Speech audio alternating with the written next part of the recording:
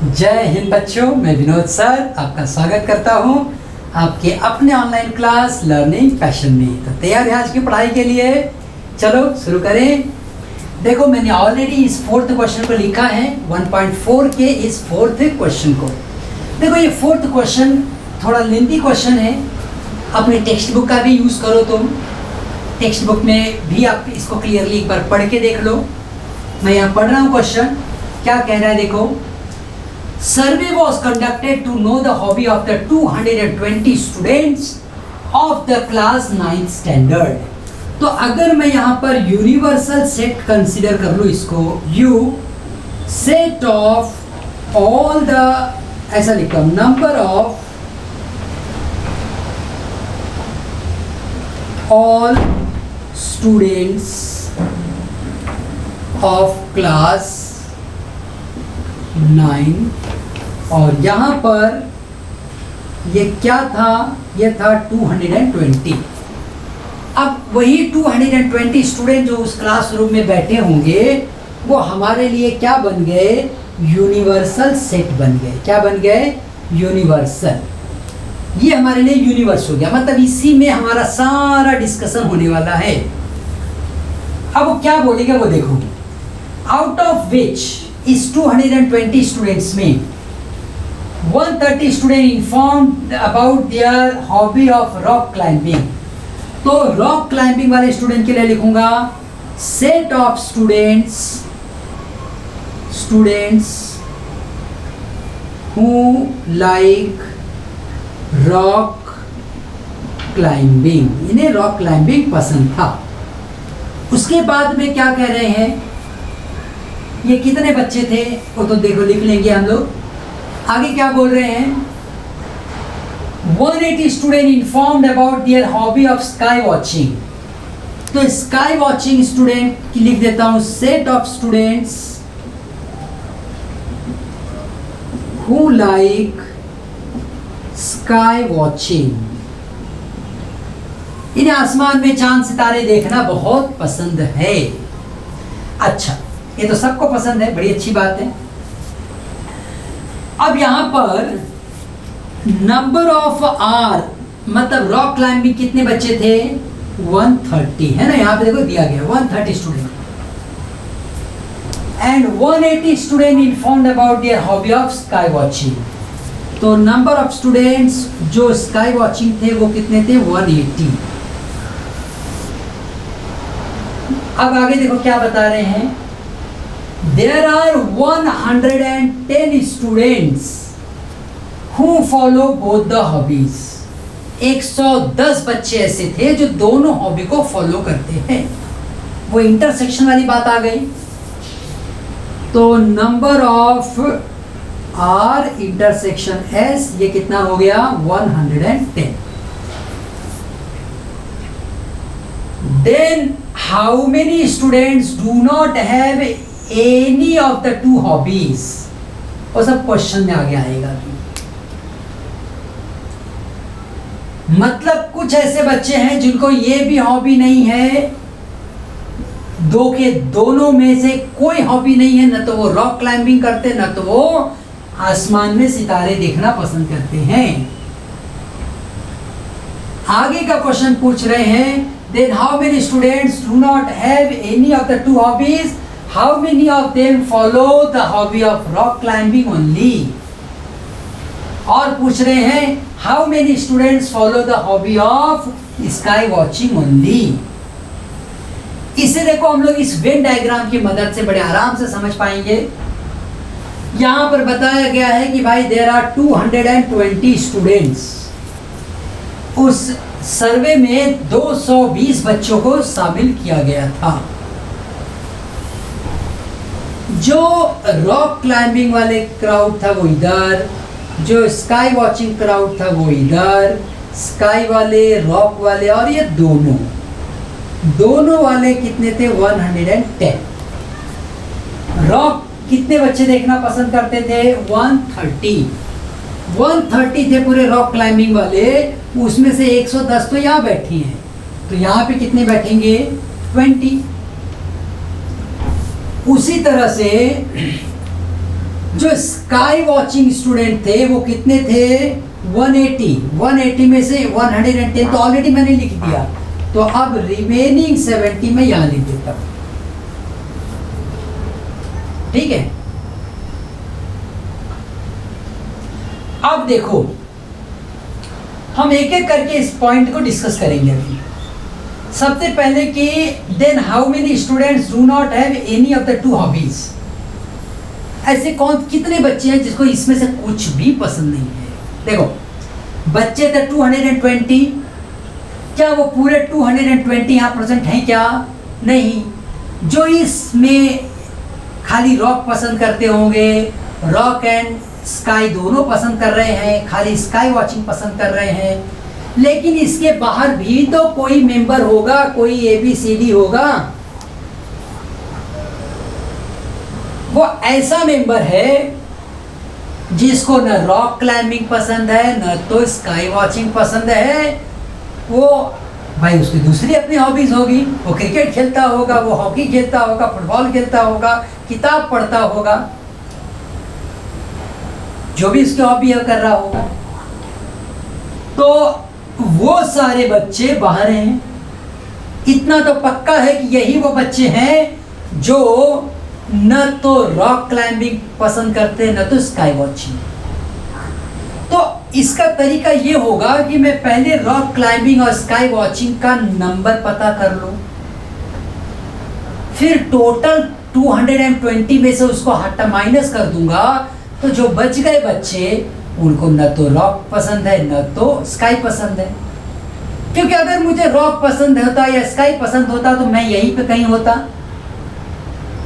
अगर मैं इन दोनों में कहीं भी नहीं हूं तो मतलब इनमें से मुझे कुछ भी पसंद नहीं है। तो हमारा अप्रोच अब ये रहेगा, हम इन दोनों का यूनियन करेंगे, नंबर पता कर लेंगे और फिर यू में से इसको माइनस कर देंगे। तो इस तरह से हमें सबसे पहले अभी यहाँ पर क्या फाइंड करना है? हमें फाइंड करना है R यूनियन S। तो मैं यहाँ पर देखो number of R union S लिख रहा हूँ, number of R plus number of S minus number of R intersection S। Formula तो एकदम पक्का भी हमें याद हो गया है। तो चलो हम यहाँ लिखेंगे नंबर ऑफ R कितना था बोलो? नंबर ऑफ R था हमारे पास में 130, S कितना था 180 माइनस 110। तो मतलब ये पूरा 200 आ गया। सॉल्व करोगे तुम्हें मालूम पड़ जाएगा। तो ये 200 थे, या तो वो रॉक पसंद करते थे या स्काई पसंद करते थे या दो में से या दोनों पसंद करते थे। लेकिन याद करो टोटल स्टूडेंट में जो सर्वे किया गया वो कितने थे? 220। तो इसके बाहर जो बच गए वो क्या होते हैं? कॉम्प्लीमेंट्री। तो हम यहाँ पर लिखेंगे number of R union S complementary is U, already हमने डिफाइन किया हुआ है, number of U minus number of R intersection S, sorry number of R union S है ना। ये जो टोटल हैं स्काई और रॉक वाले, उन्हें ही इस यूनिवर्सल सेट में से हम माइनस करेंगे।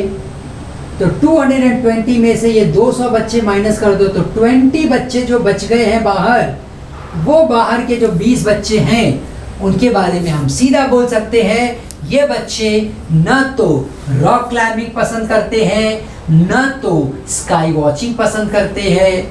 अब कुछ भी पसंद नहीं है इन्हें इन दोनों में से, ठीक है। दूसरा कुछ इनकी अपनी चॉइस है, वो बात अलग है। अच्छा, अब हम अपने क्वेश्चन के अगले पार्ट पर आते हैं। अगला पार्ट कह रहा है how many of them follow the hobby of rock climbing only.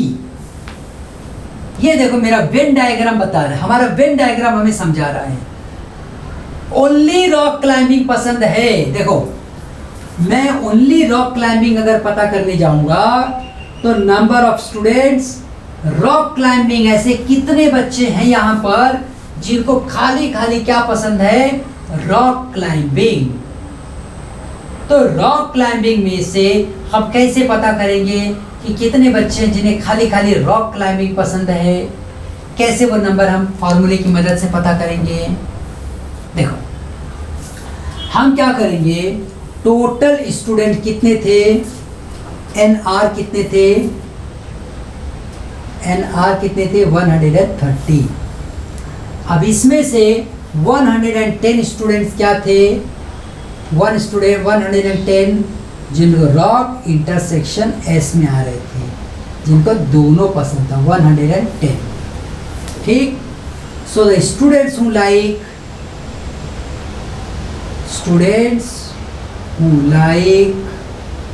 only rock climbing will be R minus R intersection S. That is 130 minus 110 which is 20. ऐसे हम दिखा देंगे। ठीक, अब उसी तरह से how many students follow the hobby of watching sky watching only, तो उसके लिए भी हम क्या करते हैं, यहाँ पे क्या आप देख पा रहे हो ये पार्ट में, यस, यहाँ तक देख रहे हो, यस। तो हम क्या लिखेंगे इसके लिए, फिर से number of sky watching minus number of R intersection S, और ये हो जाएगा, यहाँ पे लिख देते हैं number of students who like sky watching only, number of student who like sky watching only. वो कितने स्टूडेंट है यहाँ पे, टोटल स्काई वॉचिंग करने वाले कितने बच्चे थे, 180 माइनस 110 क्या थे, उनको रॉक क्लाइंबिंग भी पसंद था, तो मतलब 70 बच्चे ऐसे हुए जिन्हें क्या पसंद था, ये दोनों चीजें। ठीक है, तो इस तरह से हम देख लेते हैं हमारी टेक्स्ट बुक हमें क्या आंसर दे रही है। यहाँ पे ये था क्वेश्चन नंबर 4, 1.4 का, यस, उसने भी 20 दिया है, 70 दिया है, ठीक है ना। Number students who do not like rock climbing and sky watching, वो भी 20 दिया है, बराबर है। हमारे सारे आंसर्स हमें मिल गए, यस, 20, 20 एंड 70, यस, ओके। तो चलो बच्चों, अब हम अपने 5th क्वेश्चन की तरफ आगे बढ़ते हैं, तो फटाफट हम शुरू हो जाएं।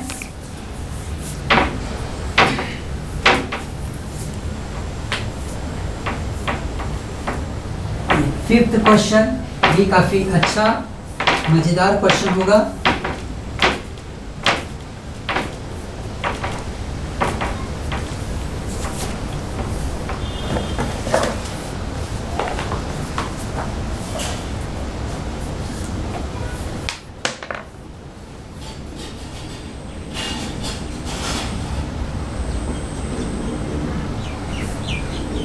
Observe the given Venn diagram। इस वेन डायग्राम को आप ऑब्जर्व करो, ऐसा वो कह रहे हैं, and right the following sets. ठीक है, ऐसा तो मैंने हर क्वेश्चन में तुम्हें वेन डायग्राम बना के दिखाया है, तो तुम्हारे लिए काफी आसान होना चाहिए। एक वेन डायग्राम यहाँ पर हम बना लेते हैं।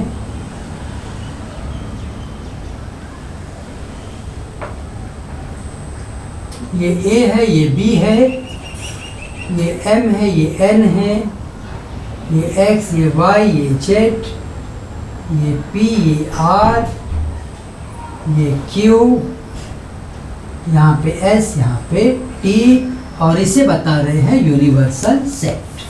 ठीक,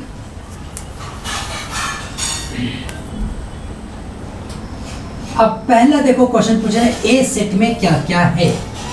सेट ए में क्या मेंबर्स हैं? सेट ए के देखो मेंबर्स कौन कौन से हैं?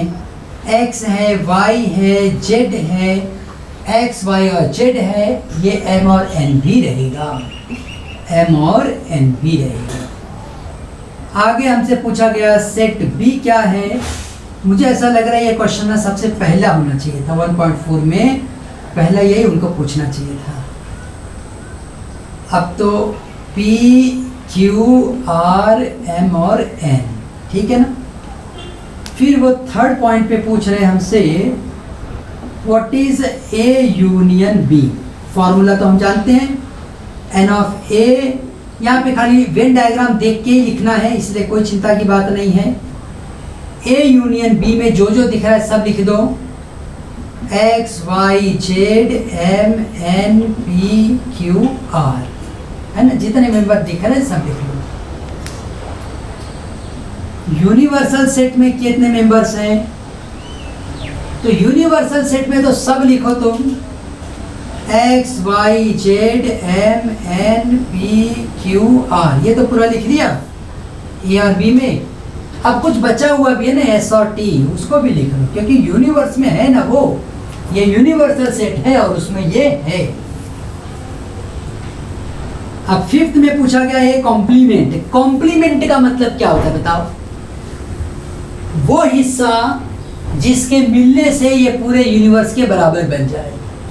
तो ए के अंदर जितने मेंबर हैं वो सब छोड़ दो और बाकी सब लिख दो। A complement will be P Q R S and T, P Q R S T। Sixth B complement, बस इसी तरीके से बी कॉम्प्लीमेंट भी ढूंढ लेना है। बी कॉम्प्लीमेंट माने क्या? बी कॉम्प्लीमेंट मतलब क्या बोलो? बी कॉम्प्लीमेंट का मतलब ये होगा कि इस बी में जितने भी मेंबर हैं उनको छोड़ दो, बाकी दुनिया जो बच गई है वो बताओ। X Y Z S T ये है X Y Z S T। इस B को छोड़ दो, बाकी जो बचा सब उसका कॉम्प्लीमेंट कहलाएगा। अब ये सेवेंथ वाला question, A union B complement. A union B क्या था भाई? A union B, A union B मतलब इन दोनों में जो है वो, ये है A यूनियन B, ठीक है ना। इसके बाहर जो बच गया वो ही है कॉम्प्लीमेंट, ये हुआ कॉम्प्लीमेंट। मतलब A यूनियन B में क्या मिला दूं कि ये यूनिवर्सल सेट बन जाए? तो भाई S और T मिला दो, वही कॉम्प्लीमेंट है उसका, उसको कंप्लीट करने वाला है। इसी S और T की मदद से ये यूनिवर्सल सेट के बराबर हो जाएगा। तो बच्चों इस तरह से हमने यहाँ पर देखो 1.4 को भी ख़त्म कर लिया। अब हम फिर मिलेंगे अपने अगले लेक्चर में, तब तक खूब मेहनत से पढ़ाई करते रहो, ठीक। फिर हम आगे के क्वेश्चंस को सॉल्व करेंगे। ये चैप्टर यहाँ पे कंप्लीट हुआ। हम प्रॉब्लम सेट को भी करेंगे, उसका वीडियो लेक्चर, उसका भी लेक्चर लेंगे हम। लेकिन तब तक प्रॉब्लम सेट पे जाने के पहले तुम क्या करो, 1.1 से 1.4 तक खूब अच्छे से मस्त में प्रैक्टिस करके रखो। और फिर प्रॉब्लम सेट काफ़ी एंजॉयफुल रहेगा, उसकी भी अच्छे से प्रैक्टिस करेंगे और एग्ज़ाम में दहाड़ के बताएंगे, ठीक। याद रखो तुम्हारी प्रैक्टिस ही सबसे ज़्यादा ज़रूरी है। तुम प्रैक्टिस करोगे तभी परफॉर्मेंस आएगी। टीचर्स का लेक्चर आप कितनी बार भी सुन लो, आप वीडियो कितनी बार भी देख लो, उसका एडवांटेज कुछ भी नहीं होगा। उसका एडवांटेज तभी मिलेगा जब तुम सब बंद करके, वीडियो बंद कर दो, सब बंद कर दो, खाली टेक्स्ट बुक लो और अपने मन से फिर सॉल्व करना चालू करो। जब तुम अपने मन से सॉल्व करने लगोगे तब तुम समझना कि तुमने इस बात को सीख लिया। तो पढ़ाई एक्चुअली तब होती है जब तुम अपने मन से सॉल्व करने लग जाते हो। किताब पढ़ते हो, वीडियो देखते हो, स्कूल में लेक्चर अटेंड करते हो, वो सब बैकग्राउंड है। उन सब की मदद से तुम्हें अपनी स्किल को डेवलप करना है और फिर अपने मन से क्वेश्चन सॉल्व करने लगो। जहाँ तुम्हारी गाड़ी रुके उसके लिए स्कूल के टीचर से फिर से पूछो, वीडियो को फिर से देखो, कमेंट्स में कुछ क्वेश्चन है तो पूछो। भले ये वीडियो तुम 1 महीने बाद देखो, कभी भी देख रहे हो, तुम ये मत समझो सर लाइव नहीं है, मैं रिव्यू देखते रहता हूँ और अगर कोई भी क्वेश्चन आएगा तो उसकी रिप्लाई मैं दूंगा। तो ठीक है बच्चों, आओ हम एक साथ कहें भारत माता की जय।